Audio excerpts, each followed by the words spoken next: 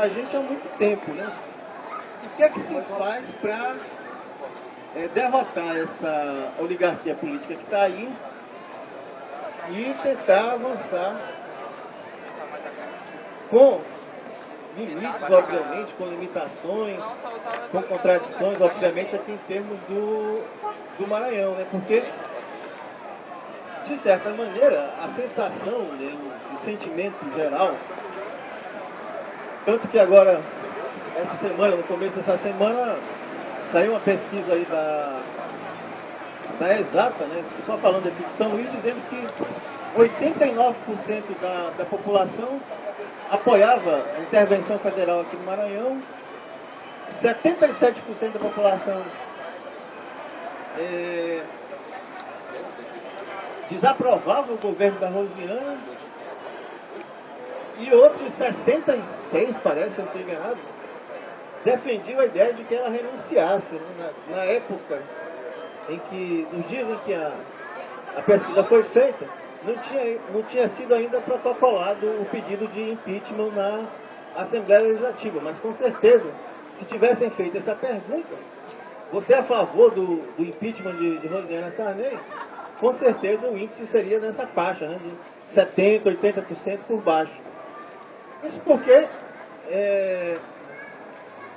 a situação gerada pela crise, né, prisional em Pedrinhas e a repercussão nacional e internacional da crise, mais uma vez colocou a oligarquia Sarney em estado de alerta e mais uma vez colocou, digamos assim, as condições políticas para a derrota dessa oligarquia. A pergunta que a gente sempre tem que fazer nesses momentos, que foi de certa maneira a pergunta que eu pensei aqui desde o começo, ou seja, vamos derrotar a oligarquia Sarney e quais os passos, me parece, para isso, quais os elementos para essa derrota, mas principalmente a gente tem que começar a pensar, e isso é uma coisa importante que vale para todo mundo aqui, nas diferentes condições políticas, libertários, anarquistas, organizados em coletivos, partidários ou não, afinal de contas a gente derrota esse povo, mas o que vai surgir depois, né? Essa pergunta tem que ser feita desde já. Por quê? Porque nós já vivenciamos uma experiência anterior, que foi exatamente com Jackson Lago, de derrota eleitoral da oligarquia. Foi lá em 2006, quando Jackson Lago foi eleito governador do estado. E, no entanto, o governo dele pouco correspondeu, né, ao desejo de mudança efetiva da grande parte da população, não somente aqui de São Luís, mas do estado, né? Então, essas duas perguntas, me parece, precisam estar relacionadas. Quais os elementos e quais as condições para você criar, né, construir a derrota política da oligarquia, mas, ao mesmo tempo, o que você quer no momento seguinte? Para onde você aponta no momento seguinte? A partir, inclusive, das experiências que nós temos já de vitória da oposição. Eu vou falar aqui rapidamente, como ninguém me falou qual é o tempo, eu só queria perguntar para a rapaziada qual é o tempo que eu vou ter aqui, e para alguém me lembrar de tempo, porque senão eu fico falando muito tempo com a noção. É porque, como eu sou historiador, professor de história, e fiz meu trabalho sobre exatamente a vitória de Sarney em 1965, e trabalhei muito com um documentário do Glauber Rocha, que acho que todo mundo já viu aqui, está na internet, Maranhão 66. Aquela questão estava lá, essas duas questões estavam lá colocadas. Quem era que dominava ali nos anos 50 e 60 a política maranhense? Um cara chamado Vitorino Freire, senador da República, que nem morava, nem casa tinha em São Luís do Maranhão, sempre morou no Rio de Janeiro, mas era senador pelo Maranhão, e que, a partir das ligações nacionais, mandava e desmandava em termos do Estado. E nesse jogo é que surgem as chamadas oposições coligadas, e pela primeira vez começam a falar de uma uma palavra de ordem que hoje reaparece mais uma vez. Vamos libertar o Maranhão. Vamos defender a libertação do Maranhão. A primeira vez que isso aconteceu, galera, foi em 1951. Na grande greve de 51, que parou a cidade. São Luís inteiramente parada. Agora, uma cidade muito menor do que a nossa, São Luís de hoje. São Luís hoje tem 1 milhão de habitantes. A São Luís de 1951 tinha 120 mil pessoas em todo o município. O núcleo urbano muito menor, com 40, 50 mil pessoas. Mas naquela greve se parou a cidade por conta da fraude eleitoral. Porque mais uma vez, Vitorino Freire e os seus aliados políticos tinham colocado em ação a famosa Universidade da Fraude, né? Porque fraudava a eleição e depois diplomava, né? Como a universidade diploma, então você tem o mesmo esquema aí para a eleição. Então, o TRE, né? Toda vez os eleitos são diplomados, então você tem uma Universidade da Fraude. Então, se fez uma greve contra a Universidade da Fraude e tudo mais. E aí se falou em libertação do Maranhão pela primeira vez. Se fez uma greve geral, que na primeira etapa foram 15 dias a cidade completamente parada, depois mais 18 dias a cidade completamente parada. E uma das coisas que já naquela época se apostava e se falou muito, tanto que eu me lembrei, há 10 dias atrás, quando o ministro da Dilma veio aqui no Maranhão, o José Eduardo Cardoso, ministro da Justiça, veio para negociar com Rosiana. O ministro da Justiça da época, o Negrão de Lima, o presidente era Getúlio Vargas, veio na chamada Missão Negrão de Lima para tentar intermediar e solucionar a situação da greve. Mas o que é que queria o governo federal em 51 e o que é que queria o governo federal hoje, né, em 2014? Livrar a cara dele em primeiro lugar. Vocês sabem muito bem que toda a propaganda do governo federal era uma propaganda muito bonita até as manifestações de julho. O que é que o Lula, com 8 anos de governo, e a Dilma, com os seus 2 primeiros anos de governo, estavam falando? O Brasil tinha se tornado um país que crescia, era um dos países em desenvolvimento. O Brasil era um país que estava promovendo a inclusão social com os programas sociais do governo, com Bolsa Família, com Minha Casa Minha Vida e todos os outros programas correlatos. E mais do que isso, esse crescimento do país e essa inclusão social estavam habilitando o Brasil a se tornar uma grande potência mundial. Aí você tem que acrescentar toda a história, o pré-sal, uma riqueza extraordinária, tirada lá do fundo do mar, que vai nos salvar lá na frente. Toda a discussão, para onde é que vai o dinheiro do pré-sal? Vai ser aplicado em quê? Educação, não sei o quê, papapá. Então o Brasil, grande potência, como é que eles iam coroar essa história? Dizendo, estamos trazendo para o Brasil grandes eventos esportivos. A Copa do Mundo, para todo mundo comemorar em junho, e o ensaio foi a Copa das Confederações e as Olimpíadas em 2016. Mas também, mais do que isso, o Brasil começou a pleitear internacionalmente um lugar no Conselho de Segurança da ONU, um lugar efetivo. Porque no Conselho de Segurança da ONU só tem as grandes potências mundiais, Alemanha, França, Inglaterra, Rússia, China, Estados Unidos. E conselhos que são rotativos dos outros países. O Brasil queria ter um assento permanente, exatamente como grande potência. Então, todos esses elementos eram exatamente para dizer, olha, o Brasil está crescendo. E o PT, no começo do ano, antes das manifestações, dizia o seguinte: estávamos fazendo o decênio glorioso. 10 anos gloriosos de inclusão, de crescimento, de emprego, de redução de tudo, etc. e tal, no país. Mas aí, no meio do caminho, tinha não somente pedrinhas, para lembrar do poeta, no meio do caminho, tinham os famosos 20 centavos. No meio do caminho, tinha uma juventude do país insatisfeita, no meio do caminho tinha toda uma rapaziada que, em lugar de afirmar e defender, né, esses 10 anos gloriosos, expressaram nas ruas um tremendo mal-estar com essa situação. De lá para cá, das mobilizações para cá, o que o governo federal tem feito é exatamente tentar correr atrás do prejuízo, se recuperar. Né? Aí veio o programa Mais Médicos, aí veio toda a onda de dizer não, que a Copa vem, mas vai ter um resultado para as cidades em que a Copa vai existir. Mas existe ainda uma coisa fundamental, um grande medo. Do ponto de vista do governo, do ponto de vista dos partidos políticos que estão aí colocados, um grande medo de que novas manifestações voltem a ocorrer, né, em junho, em maio, por ocasião da Copa do Mundo. Por quê? Porque o mal-estar generalizado, a sensação de que a política, de uma maneira geral, não nos representa, a sensação de que os famosos 10 anos gloriosos não nos representam, está aí que estão aí colocados.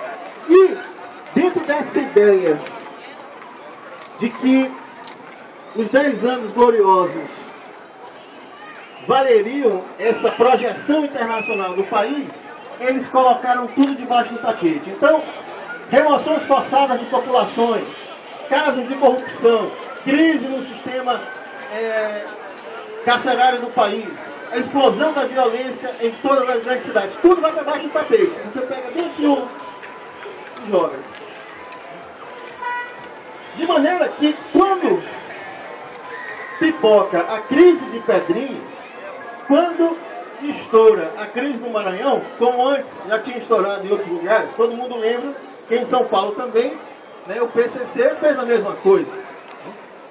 Incendiando ônibus, enfrentando polícia, matando policiais, com crise em presídios, etc. e tal.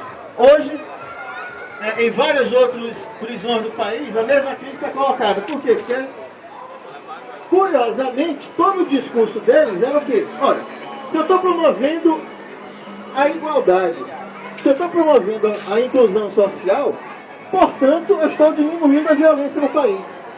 Não é isso que se diz? Se eu estou tendo emprego, se eu estou tendo... Não é esse o discurso? A violência está diminuindo. No entanto, é exatamente o inverso. A explosão do crack, país afora, as organizações criminosas, dentro de 10, né, em todos os locais, comandando dentro dos presídios, chegando, não somente nas capitais, nas periferias das capitais, mas no interior do estado. Se você sabe minimamente da realidade hoje, das pequenas e médias cidades do Maranhão, em Imperatriz, em Codó, em Açailândia, em Caxias, sabe dessa realidade crescente, da violência da periferia, do uso indiscriminado de drogas, das facções que estão lá colocadas e dessa violência que explodiu no país. Mas tudo isso sendo colocado debaixo do tapete. De maneira que quando vem a crise, e aí volto para lá para a história da missão do Cardoso, do ministro da Justiça. O interesse deles, estou falando aqui do governo federal, é um interesse óbvio. Vou criar as condições para evitar essa intervenção federal. Vou criar as condições para responder a quê? Qual é a preocupação do Brasil? Não é com o Maranhão, não é com a escalada de violência, não é com Pedrinhas, não é com nada disso. Eu quero é salvar e preservar a imagem internacional do país. E aí é preciso dar uma resposta. E vem o ministro da Justiça, faz uma espécie de intervenção branca, né, negociando com a governadora para tentar resolver a crise. E aí dizer, olha, o governo brasileiro está respondendo, para responder a BBC de Londres com as suas reportagens, para responder ao New York Times, ao Eu País e a toda a imprensa internacional e nacional que bateu muito forte, né, nessa situação de crise. De maneira que é preciso atentar que todo mundo, de uma maneira geral, entrou aí no meio da crise mas com objetivos, digamos assim, diferenciados, objetivos diferentes. Se o governo federal queria evitar o desgaste da imagem internacional e, ao mesmo tempo, preservar a aliança com os Sarneys estão apostando, obviamente, depois do imenso desgaste dessa semana, em que todo mundo vai esquecer. E aí eu vou lembrar para vocês um episódio de 12 anos atrás, 13 anos atrás, que é mais ou menos parecido. Tanto que eu até comentei para muita gente. De tempos em tempos, o Brasil descobre o Maranhão e se olha no espelho do Maranhão. Aí o Brasil olha, rapaz, o Maranhão é Brasil. Olha para si mesmo, no espelho do Maranhão, não gosta do que vê, faz o maior auê, dizendo que aqui é o caos, que a oligarquia é o atraso, etc e tal. Fazem tudo isso, mas depois esquecem. A grande imprensa, a Rede Globo, a Folha de São Paulo, Zero Hora do Rio Grande do Sul, o Estadão, e as grandes redes de televisão, periodicamente fazem isso, a partir de agendas variadas. Por isso é que eu faço questão de lembrar que, em 2002, Rosiana, da mesma forma como hoje faz essa propaganda linda, né, na televisão, vocês sabem que eu queria morar na Vila Luizão. Vocês sabem lá da propaganda da Vila Luizão. É o melhor lugar, o lugar mais seguro da cidade de São Luís, porque a Vila Luizão está lá, a senhora dizendo, não, aqui na Vila Luizão, eu quero morar na propaganda do governo do estado do Maranhão. Essa mesma propaganda era feita em 2001 e 2002. Mas para quê? Lá, há 12 anos atrás, Rosiana queria ser candidata a presidente da República pelo PFL, que hoje chama-se DEM. Ela já tinha entrado em cadeia nacional falando que o Maranhão era estado modelo.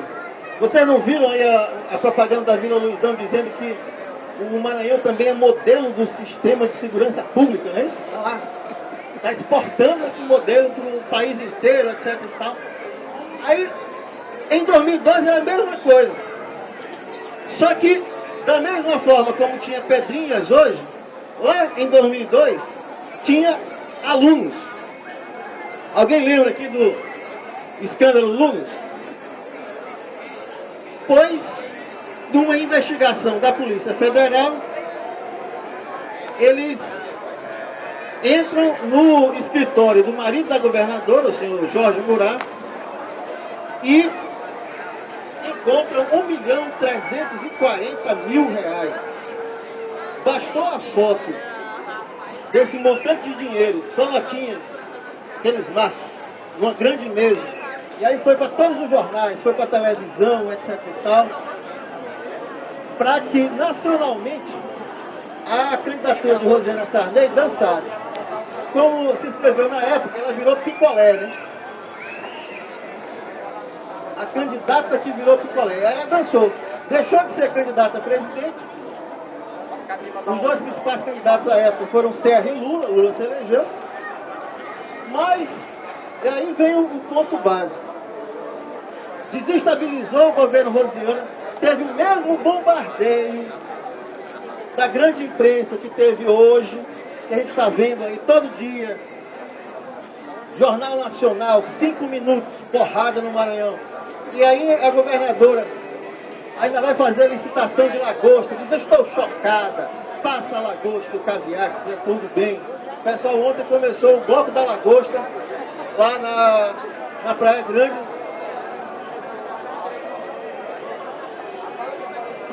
A imprensa nacional veio, desestabilizou o governo Rosiana, desestabilizou a candidatura presidencial dela, mas isso tudo, galera, passou. Depois, e a mesma coisa que a reflexão que eu quero deixar aqui, depois da imprensa nacional, antes, durante e depois, estamos nós, eu, vocês aqui que estão aqui sentados, quem está em pé, etc e tal. Quem vai conduzir essa luta antes, durante e depois somos nós. Quem vai estar de fato nesse enfrentamento são todos que estão aqui e outros muito mais que estão aí espalhados pelo Estado. Por quê? Porque a grande imprensa também tem seus objetivos de atingir a aliança de Dilma com a oligarquia Sarney, de defender intervenção federal, de criar as condições para também afetar a candidatura presidencial de Dilma Rousseff, da presidente Dilma Rousseff. Mas no final, cumprida essa agenda, eles vão embora. E aí ficamos nós. E o que aconteceu lá em 2002? Rosiana leva porrada, debaixo de taca, como está levando agora.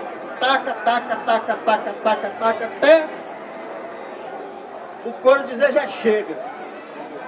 Mas aí a imprensa nacional foi embora, ficamos nós. E aí Rosiana se candidata ao Senado e foi eleita. Aí Rosiana e a oligarquia Sarney lançou como candidato a governador José Reinaldo Tavares, e na base da fraude também foi eleito. Depois ele rompeu, hoje é um dos caras que se dizem oposição, né? Inclusive é um dos caras que vivem falando em libertação do Maranhão. Foi um dos caras que patrocinaram aí como governador a eleição de Jackson Lago lá atrás, em 2006. De maneira que é um passo importante, um elemento importante para a gente pensar no momento atual, exatamente essa experiência que eu trago lá da alunos. A imprensa nacional, em algum momento, vai esquecer isso, esquecer o pedido da intervenção federal, o pedido de impeachment, que deve ser, até onde eu estou informado, protocolado novamente na Assembleia Legislativa, mas o enfrentamento cotidiano vai continuar sendo o nosso enfrentamento cotidiano. E, ao mesmo tempo, né, em que se torna cada vez mais urgente, cada vez mais necessário, cada vez mais crucial derrotar politicamente essa oligarquia, a gente tem que pensar, de fato, as experiências anteriores, lá atrás, na greve de 51, em que se queria também intervenção federal, que não aconteceu, como também em outros momentos houve. E toda essa trajetória de falar em libertação do Maranhão, sem também questionar o que é que vai vir depois, em que isso gera problema. Sabe por quê? Porque eu volto para a minha velha área, né? Como sou historiador, vou puxar para o meu filão. Sarney foi eleito governador do Maranhão em 1965, falando exatamente em libertação do Maranhão. Para quem viu o filme aqui do Glauber, o Maranhão 66, olha hoje o documentário e diz assim, porra caralho, é a mesma coisa. Não é isso? Todo mundo olha. Qual? O problema é que isso não era a sensação de 66. Lá em 66, aquelas imagens do Glauber Rocha, elas eram contra quem? Era contra o Newton Bello, governador da época, e contra o Vitorino Freire. Sarney era um libertador. Sarney foi que ia assumir o governo para acabar com a oligarquia no Maranhão. Ele fez seu discurso, cansou de defender isso, que com o apoio de quem? E aí o primeiro elemento, da ditadura militar, que esse ano, né, vai completar exatamente 50 anos do golpe militar de 64, com o apoio da ditadura militar e com o apoio das oposições coligadas, ele ia libertar o Maranhão e acabar com as oligarquias. Ele foi exatamente o contrário. Criou uma oligarquia política que, enquanto Vitorino passou 20 anos no poder, ele já está completando 50. Então, é preciso ter cuidado, e aí vem aquela segunda pergunta que eu fiz no início. É preciso derrotar? Sim. Mas eu também preciso te perguntar, o que é que vai vir depois? Sabe por quê? Porque o grande exemplo é exatamente Sarney. Sarney é o cara que vinha para cá, num evento como esse, em praça pública, um cara de seus 30 e poucos anos, ele foi eleito governador com 35 anos de idade, com seus 30 e poucos anos, vinha para cá, para as praças do interior da capital, para dizer: eu sou contra a oligarquia, eu sou isso, eu sou aquilo, eu sou o que, blá, blá, blá, blá. E, chegado ao governo, fez exatamente o contrário, por várias razões.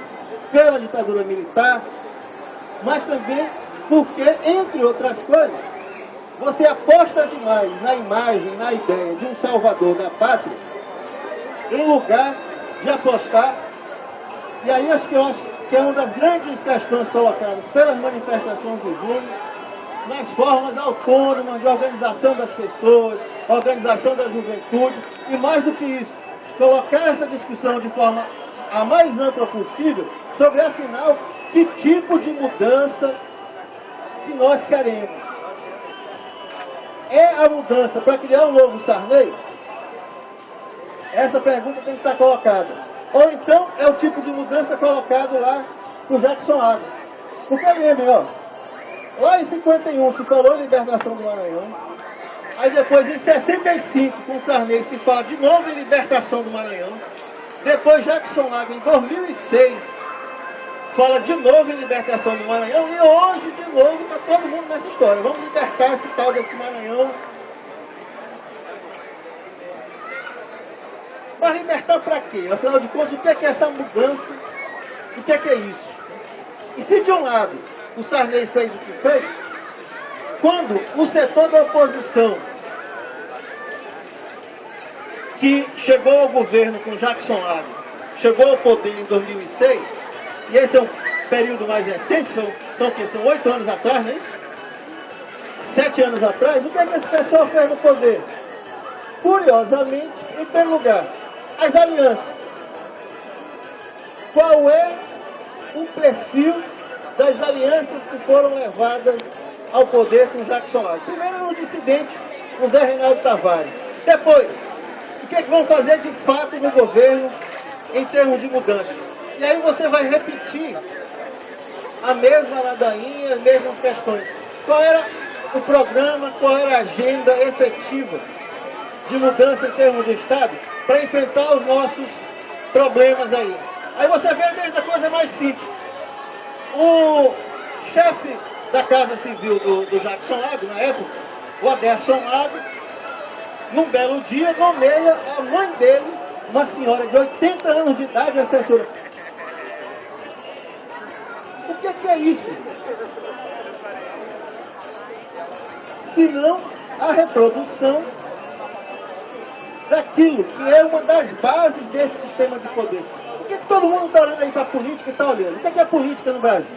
A política é o lugar da corrupção, da roubalheira.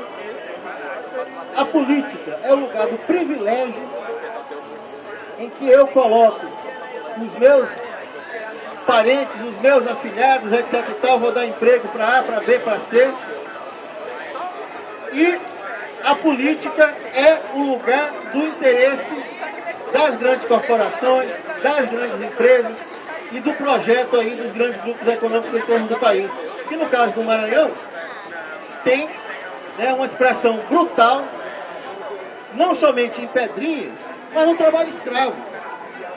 Se fala que o governo Lula melhorou a situação do país em 10 anos, aí você vai olhar. Milhares de brasileiros são transformados em trabalhadores escravos no campo. 1/3 dessa rapaziada é do Maranhão. Aí um belo dia, eu mesmo fiquei assustado. Cai um prédio da construção civil lá em São Paulo. 10 trabalhadores da construção civil morrem. O que isso tem a ver com o Maranhão? Nada mais, nada menos do que 9 deles eram maranhenses. Por quê? Porque não tem emprego, não tem renda. Sem emprego e sem renda, só existe bolsa. E para cada 4 bolsas que existem no Estado, só se tem gerado um emprego. Esses são os dados estatísticos.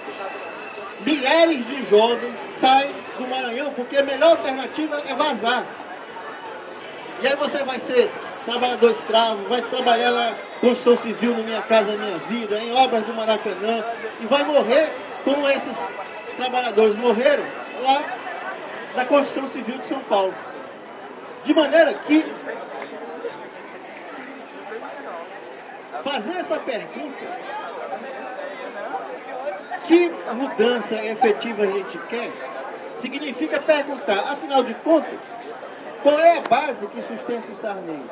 É a base da política, do patrimonialismo, da corrupção, do privilégio, do nepotismo. Isso é preciso romper com democratização do Estado. É a base também de um modelo econômico que está aí e que se reproduz na base da exclusão da grande maioria da população. Basta ver a situação social do Estado. De maneira que hoje, me parece, essas duas perguntas se colocam de forma muito viva e muito forte. Por quê? Porque eu acho que nós estamos vivendo um momento muito rico. Do ponto de vista político, faz muito tempo, como eu disse, desde alunos, essa oligarquia não se via tão ameaçada quanto. Depois teve uma outra ameaça muito forte, em 2006, que levou lá a derrota eleitoral deles, a vitória eleitoral do Jackson Lago. Mas as bases, a partir das quais existe essa oligarquia, não foram desmontadas. É esse desmonte, esse enfrentamento que precisa ser hoje, me parece, o objeto do desafio. Que está aí colocado como, digamos, um desafio para todo mundo. Para os partidos que se colocam no campo da esquerda, para os setores que se colocam como oposição, para os setores que se colocam numa alternativa, uma perspectiva libertária, de autogestão, de auto-organização, ou seja, como nessa conjuntura em que eles, de fato, o poder da oligarquia está debilitado e em que essas condições para a derrota política deles estão dadas, como fazer para não somente derrotá-los, esse é o primeiro ponto, é preciso derrotá-los. Lá em 2006, por exemplo, mesmo sabendo de todos os problemas com o Jackson Lago, eu dizia, olha, era preciso derrotar a oligarquia lá em 2006, como eu continuo defendendo hoje, mas dizer mais, derrotá-los para defender o quê e para mudar o quê. Esse, me parece, é o grande desafio hoje. E eu termino por aqui, porque eu já falei demais, ninguém me cortou pelo meu bate-horário aqui. Com essa reflexão. Temos que ser otimistas. Outro dia eu estava num debate ali com Karina, terminou o debate e o pessoal disse, a gente ouve o Wagner falar, a gente fica o tempo inteiro saindo com uma sensação de pessimismo da porra, né? Porque toda vez que eu falo, eu digo, olha, ninguém começa a falar, mas tem isso, mas isso aconteceu antes, assim, assado, não deu em nada. Eu faço questão de ser pessimista, às vezes em algumas análises, por isso que eu lembrei o caso Nunes, por isso que eu lembrei o caso Jackson Lago, por isso que eu lembro uma série de outros episódios, exatamente para dizer o seguinte, não é fácil derrotá-lo, não é fácil desmontar o esquema de poder que está aí, porque isso não está somente no topo do poder, isso está nas relações sociais, isso está na cultura das pessoas, isso está no cotidiano. Porque se existe corrupção no topo, está aqui a corrupção, é no município, é no bairro, é no esquema que elege, por exemplo, os vereadores aqui da capital. Quem são os vereadores aqui da capital? Com essa crise toda de violência no Estado. Qual é o vereador que se pronunciou em relação a isso? Me digam aí. Deputados. Está entendendo? Ou seja, esse esquema de poder, ele se reproduz nos diferentes níveis. É preciso enfrentar essas relações. Então, é difícil? É. Isso significa ser pessimista? Não. Significa ser realista.